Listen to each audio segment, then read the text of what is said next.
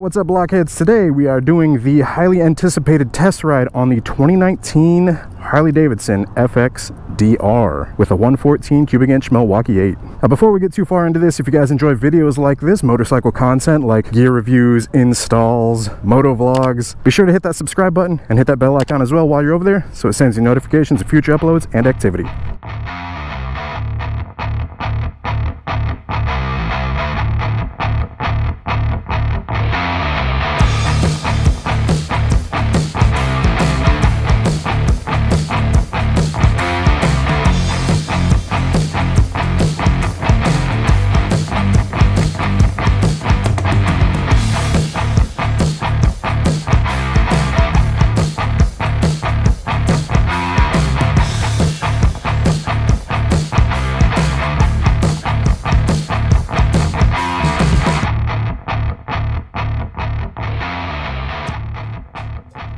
So going over some specs and pricing for the brand new 2019 Harley Davidson FXDR 114. This bike comes in starting at $21,349 and has ABS and a security system standard. The engine in this bike is a Milwaukee 8 114 cubic inch, which translates to about 1,868 cc's, is electronically fuel injected and has a 2-in-1 catalyst and header exhaust. This engine reportedly gets 119 foot-pounds of torque at 3,500 RPM. It has a right lean angle of 32.6 degrees and a left lean angle of 32.8 degrees, and fuel economy is 46 miles per gallon city and highway. In terms of dimensions, the length of this bike is 95.1 inches, the seat height is 28.5 inches, it has a 5.3 inch ground clearance, a 34-degree rake, and wheelbase is 68.4 inches. The front tire is a 120/70/19, and the rear tire is a 240/40/18. Fuel capacity is 4.4 gallons, takes 5 quarts of oil. Dry weight on this bike is 637 pounds, and wet weight is 668 pounds.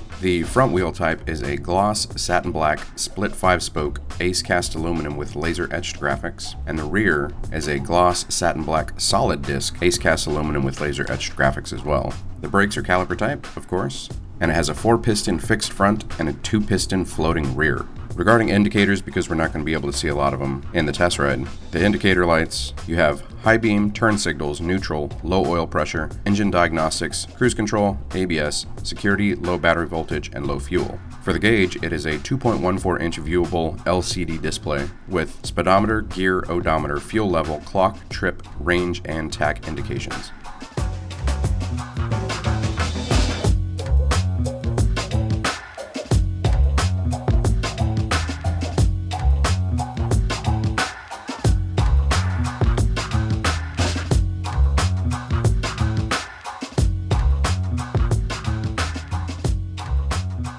Alright, so yesterday I tried to get a test ride in on this, but unfortunately it started raining. So we're back up here at Orlando Harley Davidson bright and early before the afternoon rain. Just a brief overview of the bike before we throw a leg over it and do a test ride. You've got forward controls, you've got this massive intake right here, styled after Harley's drag stuff, adjustable suspension, a huge 2-to-1 exhaust. This is the thing that's in question for everybody. Rear fender piece, which can be easily removed. You got a bolt there, 2 bolts there, come right off. Wiring harness, pretty thin, probably rewire that, throw a plate like on the side.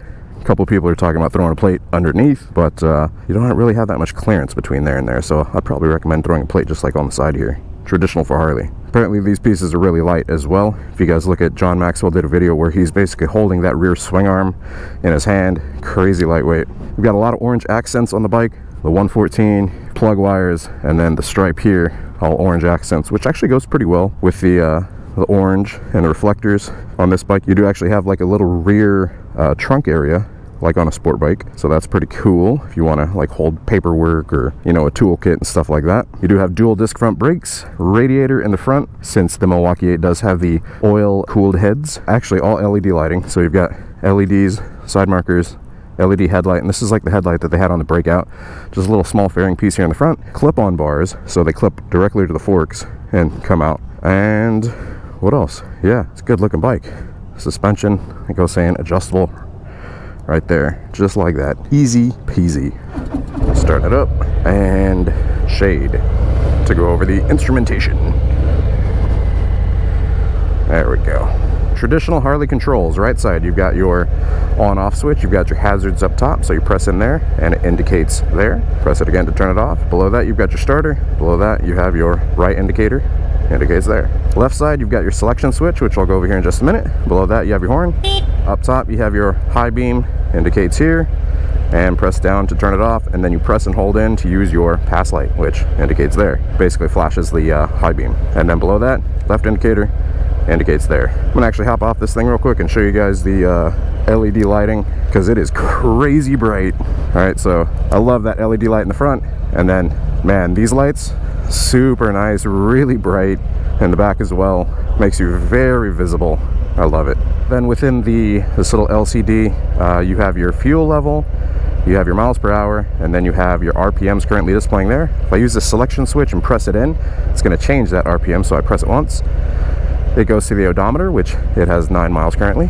Press it again, it goes to trip A, 9.1 miles. Press it again, it goes to trip B. Again, it goes to remaining mileage, which says 113 miles, which is how far the gas in the tank will get you. Press it again, it goes to the time, 8:54. Press it again, it goes to back to RPM. So I'm gonna leave it on RPM. All right, so let's get on the test ride portion, avoiding as many puddles as we can on the way out. So before we get too far into the test ride portion, just to kind of give you guys some of my backstory, what bikes I've owned, what bikes I've ridden. I've done an absolute ton of test rides for Harley Davidson, from, you know, the big touring style bikes, CVOs, to, you know, like the Street 500s. What's up, guys? So a lot of experience there. And then personally, I currently own a 2017 Harley Davidson Dyna Lowrider S, which has a 110 cubic inch engine in it. And then I also own a 2018 Honda Grom, which has a massive 7 cubic inch engine in it. So 125cc. Pretty diverse there. And then previously, I've also owned a Harley Davidson Iron 883, which was what I started on, as well as a Yamaha R6, which is a 600cc Super Sport, and a CBR 1000RR, which is a Honda, also a Super Sport.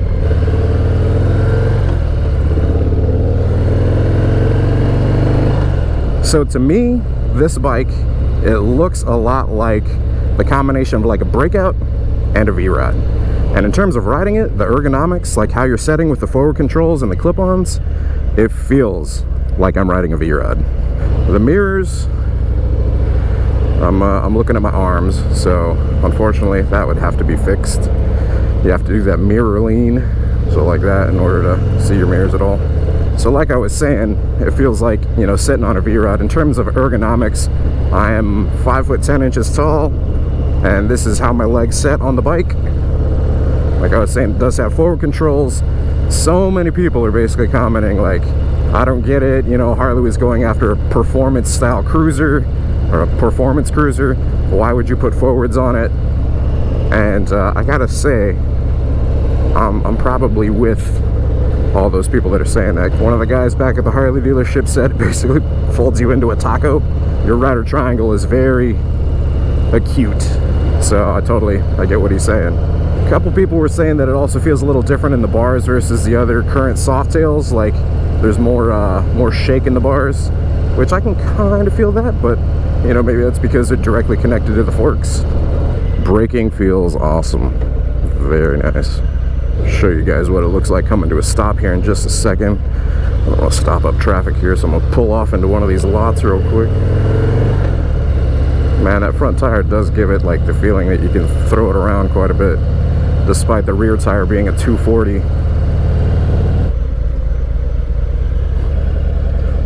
All right, so coming to a stop. This is what my legs look like. Like I said, 5'10" tall, and this bike, man, whenever you put your feet down, it feels really wide. I feel like I have to put my feet more forward.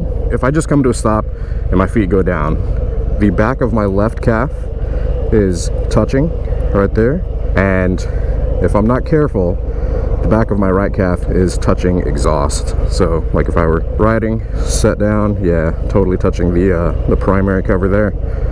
And if I'm sitting here and I go down, yeah, back of my left calf is totally touching that. So despite it being not a crazy high seat height, the bike does feel wider. If I don't want to touch those things, man, I gotta really, really spread my feet out. Which, I mean, once you do, it's comfortable. But just setting them down initially, this bike feels really wide. Oh, additionally, before I forget, here in this display you do have a gear indicator in the upper right as well. So, third gear. Regarding gearing, with all of these new bikes, something that I've found is they have very positive shifting. And what I mean by that is there's a very prominent click whenever you shift up or down. So, third gear right now, you guys can hear this, I'm sure. Very nice downshift click. Very nice upshift click. What's up, man? Man, this bike gets some looks. In the corners. It looks like I've got a good amount before I even like start to touch peg there. Yeah.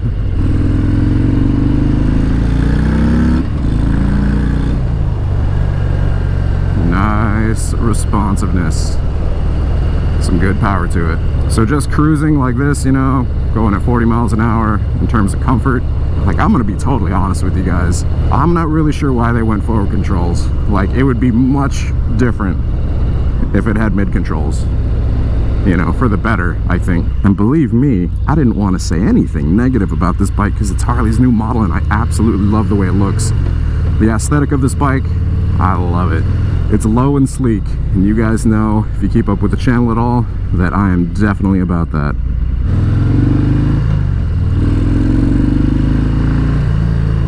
Braking feels super nice. The way this bike sets, it's one of those bikes that if you're just wearing a shirt, lifts up in the back. Easy to find neutral, so that's a good thing. So yeah, this is me coming to a stop, left calf touching, and I've learned already to push my right leg a little further out so that it doesn't hit the exhaust. So yeah, I guess regarding the aesthetic of this bike and the bars, so Harley did clip-ons, which is pretty untraditional for them, but they look good. I actually like them a lot.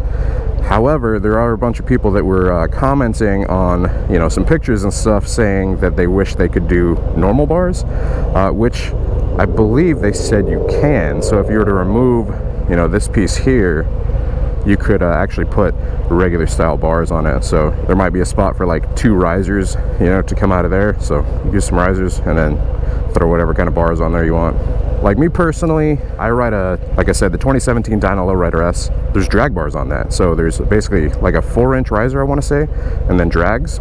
And so those are a little higher up even than this. So these are pretty low. They put you in a pretty aggressive position, leaning pretty far forward, which over a long distance, I would imagine would be very uncomfortable. And then regarding comfort, the seat on this thing, I mean, so this is meant to be a performance cruiser. Like I said, it's modeled after a lot of Harley's, you know, drag heritage, you know, from the intake to the bigger rear tire. I mean, it's not meant to be a touring bike, you know, it's not meant to go long distance. Like one of the guys was saying at the dealership, it's like a 60-mile bike. You ride it to like the beach and back, but it's not meant to be like distance. Man, like seriously, the lean angle, I know in comparison to like a sport bike, it's not the best or most amazing, but the lean angle feels really nice on this thing for a cruiser, for a Harley. I don't think I could lean my my Lowrider S that much. And it does have like little smaller pegs on it, so that, you know, kind of brings them in a little bit. Everything feels really nice in terms of placement though. Oh yeah, and then when I am riding, inside of my leg is touching the back of this intake. Oh, it feels so nice though in the turns. Which is funny because you would think something with a wider rear tire like it has wouldn't handle as well as it does, but it handles nice. Handles very nice, man. That's impressive. The acceleration on this thing is really nice as well. That one time I rode it in Mexico, I was impressed.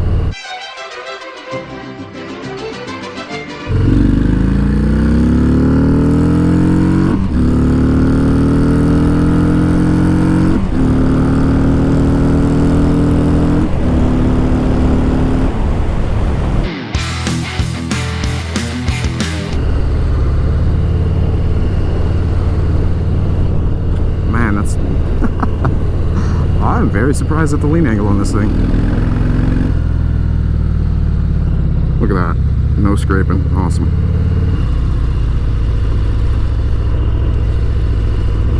Man, that's nice.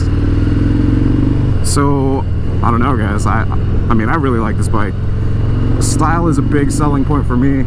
I think If they didn't have the forwards on it, that's probably the biggest downside to the bike, you know, is the forwards. But I can understand them wanting to do that because it elongates that rider triangle. It keeps you from being here, you know. But if people are going to be taking it to a track and, you know, actually riding this thing a bit more spiritedly, it would make more sense to have the mids because you feel more in control with the mids. You feel more like tucked in, you know. Man, even the stock exhaust sounds good. Very nice. In terms of riding it at speed, a little front fairing does help a little bit, but not much. I mean, you're not basically getting the functionality of like a front windshield or a front full fairing out of that little tiny thing. I can tell you based on having my Lowrider S that will help a little bit going distance, you know, at speed, you know, highway / interstate cruising speed, 70-80 miles an hour. Performs very well in traffic, you know, very good stop and go. Freaking Orlando, it's like 9 o'clock rush hour. Overall thoughts, impressions, I like it. To be honest, I like it a lot. Suspension feels a little stiffer. I mean, you do have the inverted front forks. Braking feels awesome. The seat, not the most comfortable thing, but I'm sure there will be some options for that. You can easily remove the rear fender piece, relocate the license plate, and they definitely designed it with that in mind, since it's removable via like what, 2 or 3 bolts. LED lighting, so it's nice and bright, and I'm sure you could easily swap out, change the bars. It's probably something that I'd do. I'd just change it to like a traditional drag bar. Man, the suspension on this thing does feel really stiff though. I'd probably soften it up a bit since it is adjustable. Hit a couple of these bumps. Ooh, there's a big one. Yeah, this has stiffer suspension than most, but it also makes it feel very like in touch with the road, in tune.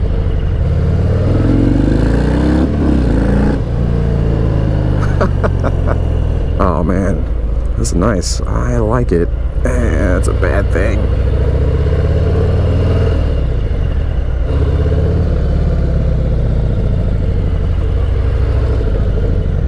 See if I can make it U-turn within this box over here. Nope, not without putting my foot down. Damn it. Straight to the right. Damn. Foot down on that one too. Alright guys, well that's a test ride on brand new 2019 Harley Davidson FXDR. Man, it is nice. I like it a lot. Good amount of power, really nice braking, aggressive positioning, which after a while, for longer trips, probably wouldn't be that great, but that's not what the bike is made for either. So, looking for distance, buy a touring bike. Overall thoughts? I like it, guys. Good amount of power, nice braking. Suspension's a little stiff, but it makes you, you know, feel more in tune with the road. The rider, the angle is a little weird, you know, the rider triangle, since it's got the forwards on it. You're my sitting model. No way, I'm famous? Yeah.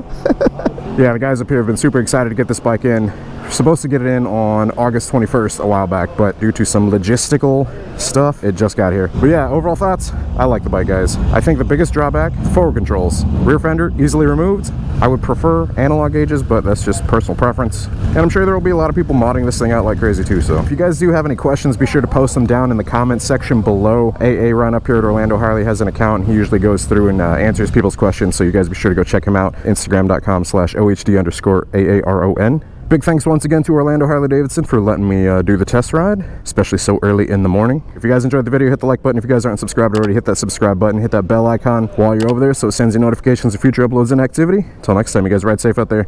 Stay vigilant. I'll catch y'all later. Deuces.